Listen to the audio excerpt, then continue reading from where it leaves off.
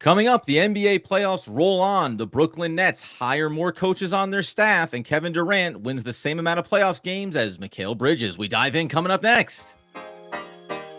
You are Locked On Nets, your daily Brooklyn Nets podcast. Part of the Locked On Podcast Network, your team every day.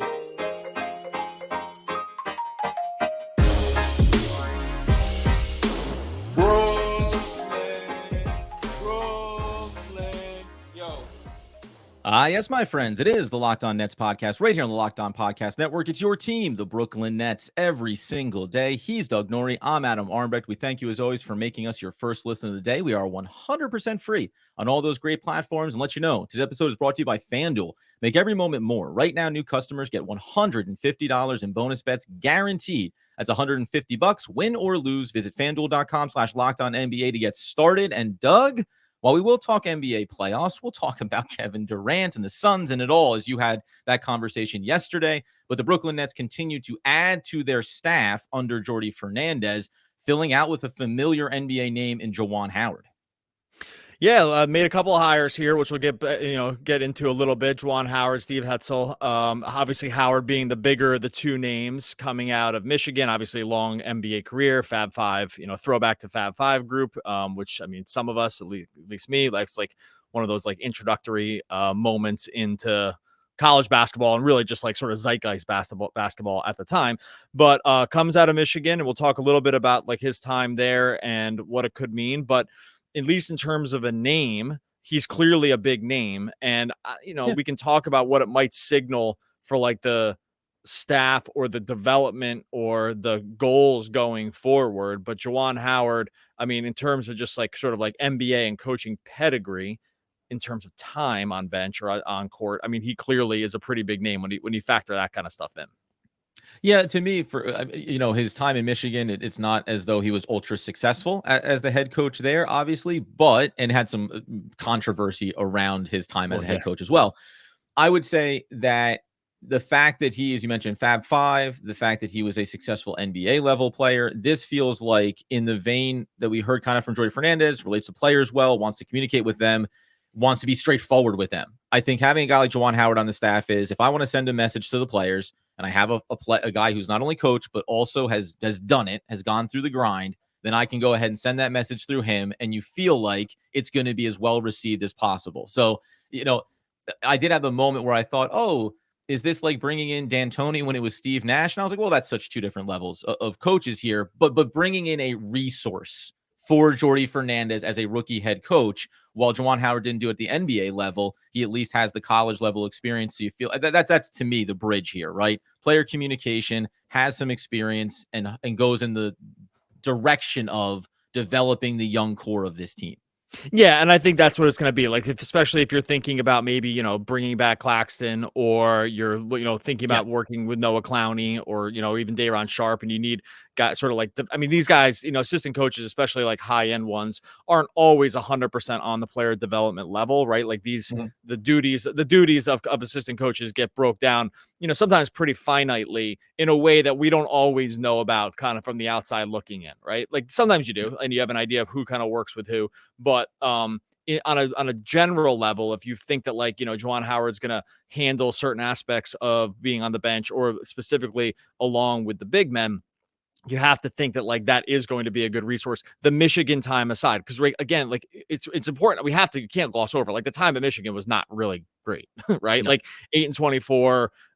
You mentioned controversy. I mean, he like punched an assistant coach from another team, right? Like this is back from trying to attack their bench effectively. Yeah, kind of felt like that wasn't all he had in him, right? Like, right, that like maybe like that wasn't going to do the whole job, right? Like maybe I'm just going to go fight the whole bench of college kids. Right? These aren't was let go well ahead of probably what Michigan thought was going to be the schedule when they actually brought him in. And so I sort of was maybe, kind of like, had Jett Howard, had his son on the team, and Howard gets drafted pretty high by the Magic. But, I have heard people say that like maybe he kind of ran systems to kind of get his son drafted, right? Like, and that worked out because he did get drafted. Maybe that's like unfair to do and unfair to say as a criticism. Maybe it's a compliment. I'm not really sure. But when you can't call the time for him at Michigan a success, right? Like, so that's like the one thing. So you draw on the name power, and I think that's worth a ton in the NBA, a ton. Like Yes. name power in the NBA is worth a lot, and as Nets fans will well know.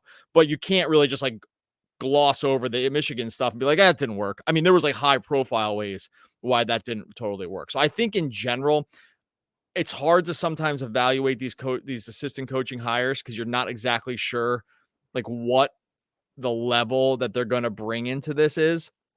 But I just don't want to be like, I don't think you can do the full rah-rah thing just because like Yeah. based on the name alone, because there were some clear probably issues in his last stop. Yeah, for sure. No, that's it. Name recognition, has coached a little bit, wasn't great, and we'll see how the communication level goes here in developing, maybe helping develop some of these guys. The other one there here being, because I think there's a lot of playoff stuff that I want to get to here. So we'll come out of the break here, talk obviously about Steve Hetzel as well, and then take a look at the NBA playoffs. Doug obviously talked about the Phoenix Suns picks. Yes, it came to fruition. They got bounced out, swept by the Timberwolves. How the playoffs are reminding us the chaotic nature of off seasons and why you can't quite plant your flag on what the Brooklyn Nets should do until you see the way all these other teams unfold and then maybe the way some stars feel about their current rosters. We'll get into that coming up here in just one moment. All right, before we get to that, tell you about our friends over at DoorDash. Look, we got Mother's Day barreling down on us right now. You got a mom in your life, I'm sure. Maybe it's in your own house. Maybe it's the one you grew up with. You want to make sure that you celebrate the moms in the way they deserve it, right? And this is where DoorDash can come in. Maybe it's flowers for get a surprise gift. Maybe you just want some same day delivery. Maybe because you kind of just fumbled the bag a little bit and forgot. DoorDash can be there to help you be your number one source to make sure that Mother's Day really gets pulled off in the best way possible. Maybe your mom's got a sweet tooth. Maybe she's into the tech. She's maybe a beauty connoisseur, or she's super outdoorsy. No matter what she's into, you can make her smile with a fruit or a flower bouquet, makeup, tech gear, workout wear. It's all there from our friends over at DoorDash. Get all your Mother's Day gifts all in one place. Get 50% off of your next order up to $15 when you spend $15 plus on your next flower, convenience, grocery, or retail order now with code LOCKEDONNBA. That's code LOCKEDONNBA. Order using DoorDash today. Terms apply. All right, so as we continue, what is another, by the way, I'll say this, 1,000 times in the offseason, another offseason episode for the Brooklyn Nets as the NBA playoffs continue to roll on. I want to get to this playoff discussion as well, not quickly, but also the Brooklyn Nets had brought in the 21st. It was announced that they hired Steve Hetzel from the Portland Trail Blazers. He had also coached their G League team. Brief thoughts on that. That one feels more in the vein of keeping the developmental coaches in the pipeline here. We know the Nets had a lot of G League level guys. So for Jordi Fernandez to identify someone that he wants to have on the staff, this maybe feels like the less sexy name relative to Juwan Howard Bright Lights, but probably could have more substance in the big picture.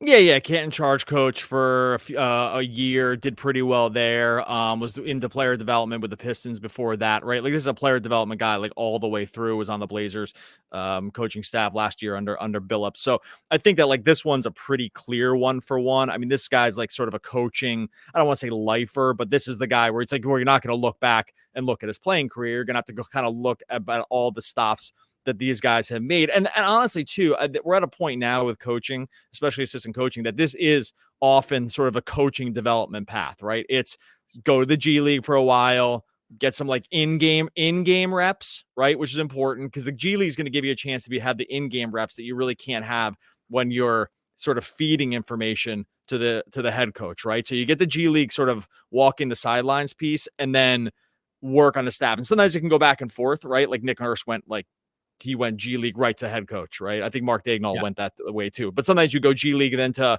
another staff. So it can it can move back and forth. But this guy with Hetzel, it's very clear that like, hey, we have some young guys on the roster. We're going to need some player development pieces going. Cam Thomas, Noah Clowney, guys like this, whoever they were.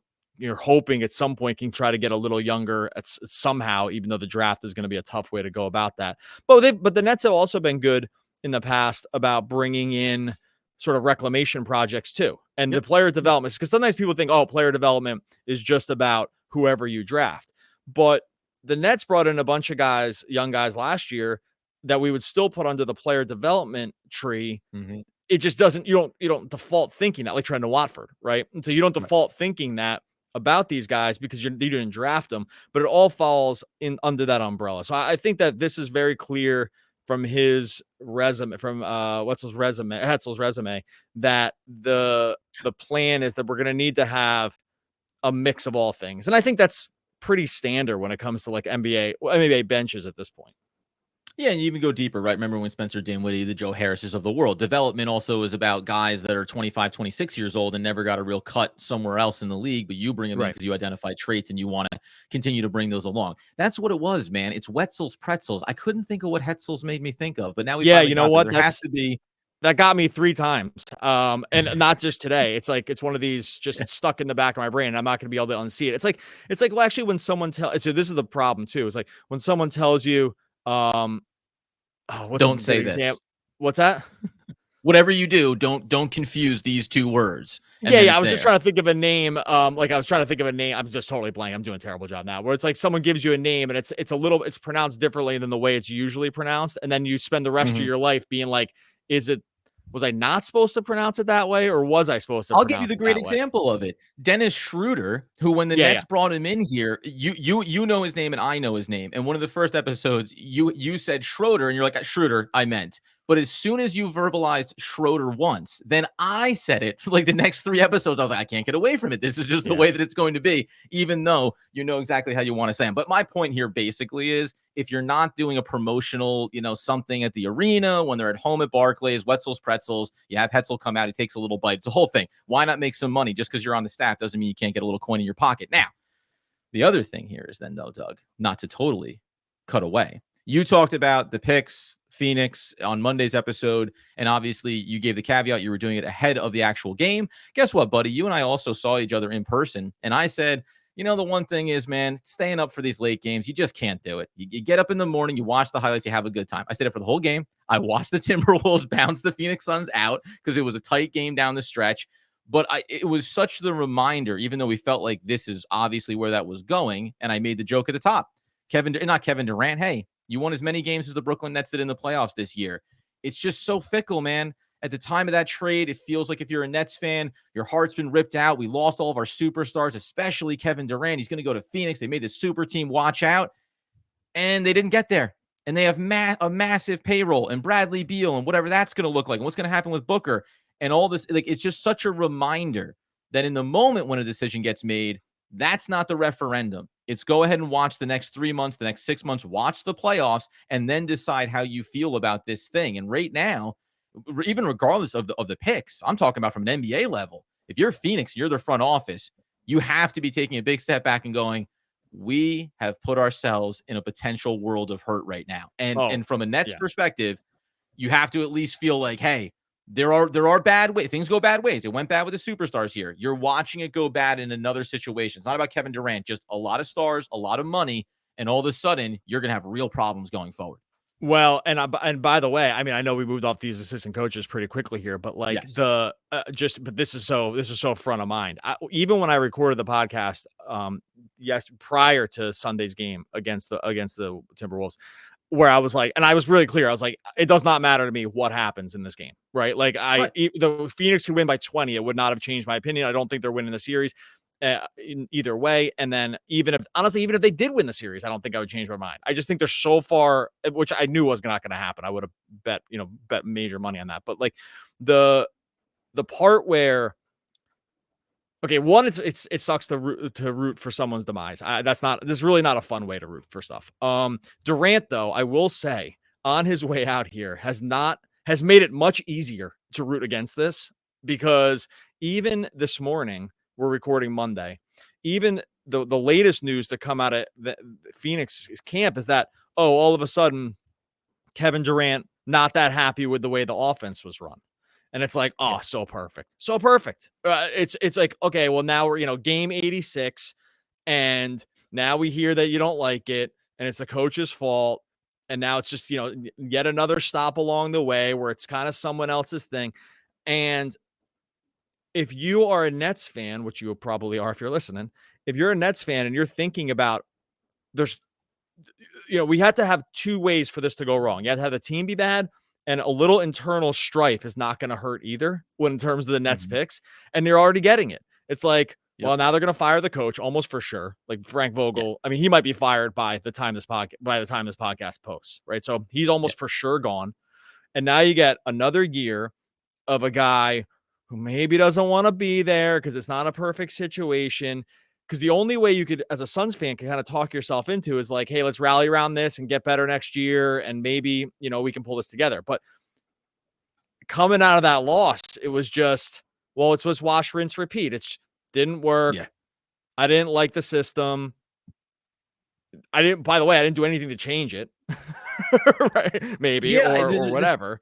It's just hilarious. It's hilarious. And if you're a Nets fan from the outside looking in, you have to think like, every time a piece like this comes out, it just makes those draft picks even more valuable.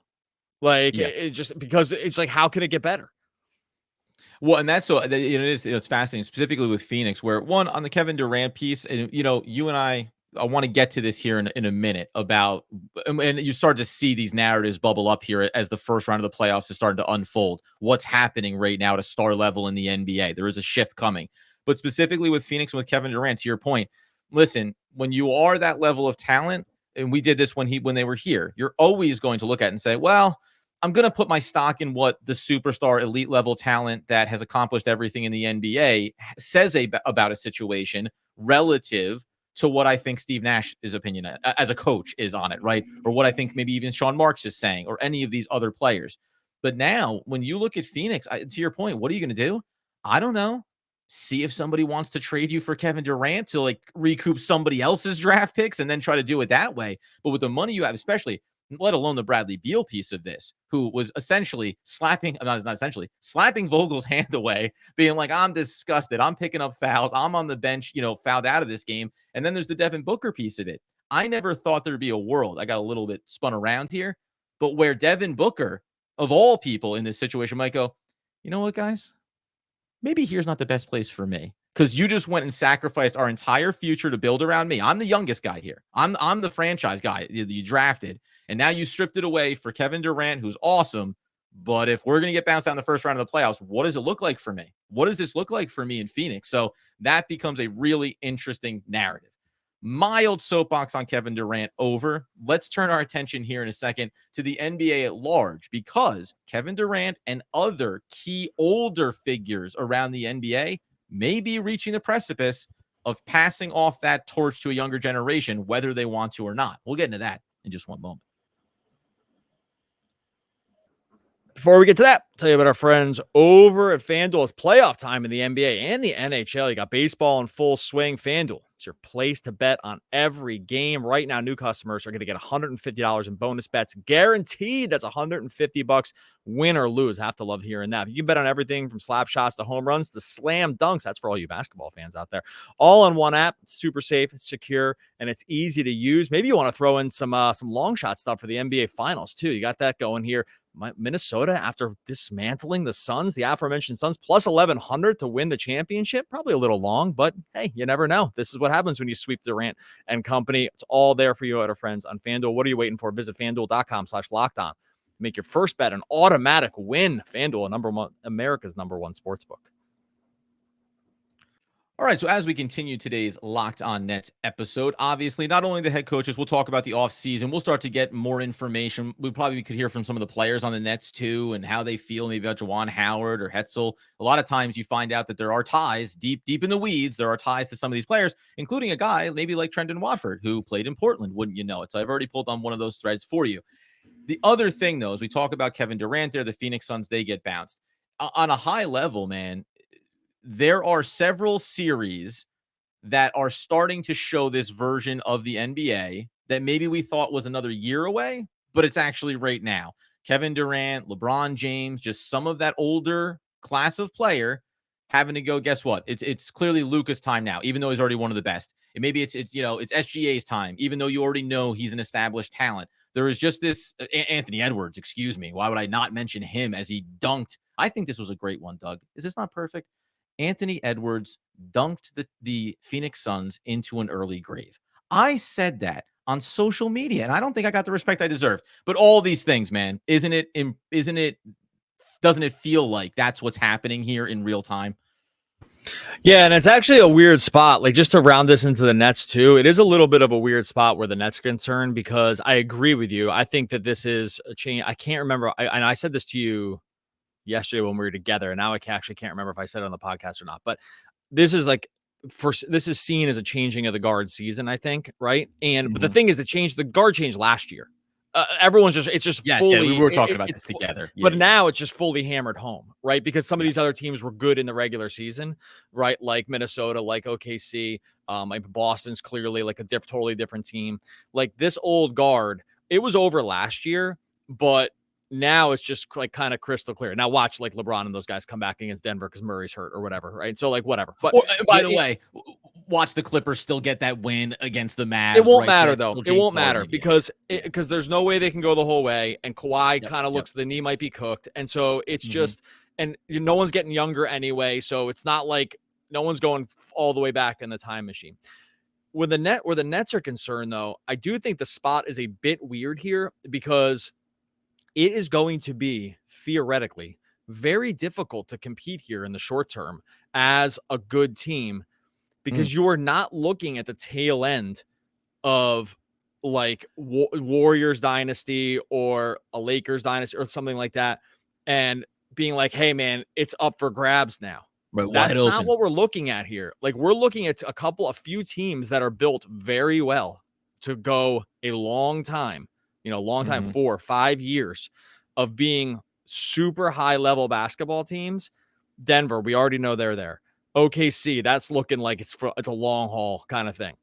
Minnesota, if Ant's going to be this good, which it sure seems like he's going to be, that could be a long haul team. I already mentioned Boston. So you're looking at some teams here, and maybe that list is not long enough. I don't really know, but it's going to be tough to be really, really good. Can you get better? Yeah, for sure. I mean, clearly the Nets sucked, so of course they can get better. But to be the highest level, I think that's going to be tough. These teams are built so solidly around stars and contracts and all the stuff that you kind of need to go from the base level up, that this is the other part where I just have a hard time seeing it with the Nets. I'm not trying to be glass half empty. I'm just trying to be like really realistic. Look at these other teams. It's hard to compete even when you have the good players. Like, I don't know, these guys get old. It gets harder and harder.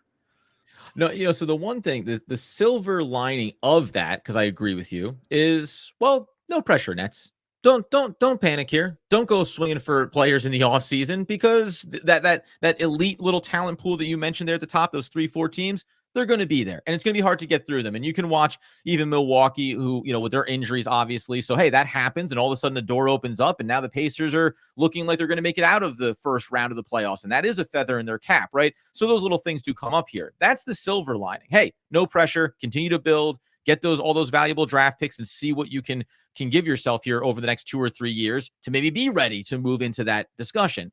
The downside, I would say, is if you're thinking about Mikal Bridges always has value, and Cameron Johnson maybe in a certain situation, whatever. Well, Mikal Bridges might be more attractive to teams that have the Kevin Durants of the world, or have the veteran talents. Oh, behind our veteran group, we want Mikal Bridges. I don't know if the younger talent teams would say, oh, let's bring in Mikal Bridges, the 28, 29-year-old veteran who's our fourth best player. Like, does that make sense to you? Because that track to you that it probably matters the age and timeline of some of these teams that are on the come up relative to who you would want to bring in, meaning you'd be more likely to go for an age superstar that's kind of going on the decline here, rather than a very valuable bench veteran who's never quite proven himself at that high level. Well, I think I agree with you. I think what the Nets are going to say is, well, he's going to be that guy for us, and we're just going to go get the other guys, right? And so I'm with you that I think that he's clearly attractive. I mean, the contract still, no matter what you think about Mikal Bridges' season this year, his contract's still awesome for what he is. It's an awesome contract, and so no doubt about it.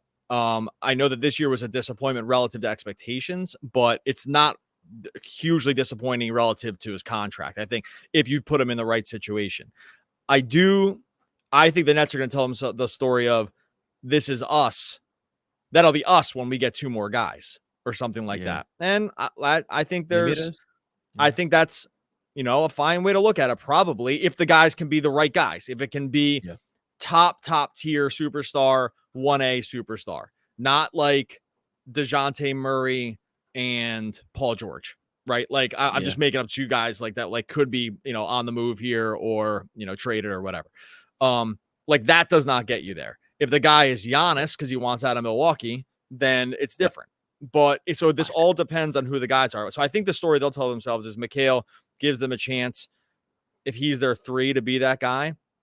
You would have to think, though, that there could be teams. I think Houston could still talk themselves into this if they feel like they were, fully healthy going into next year. Is like, maybe we are just like a guy away from being really good. We got really good near the end of the year, and we just didn't quite get there into the playoffs, and it took us a year to kind of put it all together.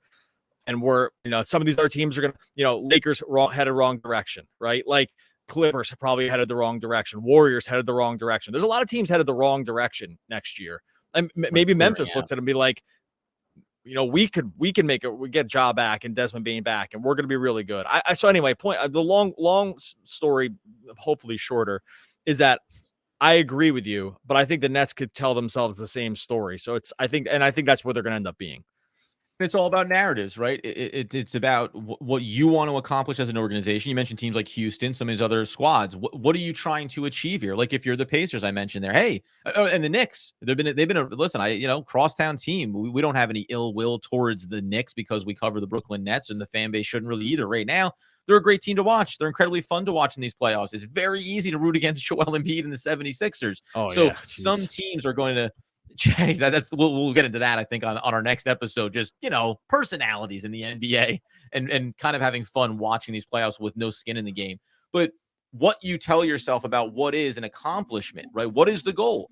If you reach a certain level, then you feel like these are successful year-over-year seasons. The Brooklyn Nets aren't doing any of that right now, not making the play-in tournament, not making the playoffs, but it is relative. So what do you want to have as your goal? You're watching especially a series, I think, like Clippers-Mavs. We talked about this in person too.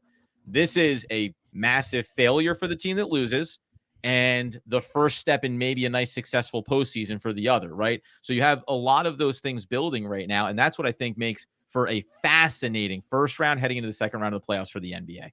Yeah, and it's this. I mean, no matter how it shakes out here, this is going to be. We talked about this at the beginning. This is the ground shifting moment for the NBA. This offseason is going to be, majorly ground shifting, almost no matter what. There's no way. There's just not enough teams with high expectations are going to be able to win and get far enough. So there's just no way around it, right? So I think we're, in addition to talking net stuff, which we'll be doing all off season, it's all, I joked about it. It's like, oh, this postseason is all about the Nets, but it will inform a lot. I mean, it's clearly not, but it will inform a lot about what the Nets probably think they can do going forward. I think it will be very, very informative from those lines. All right, we're going to get out of here.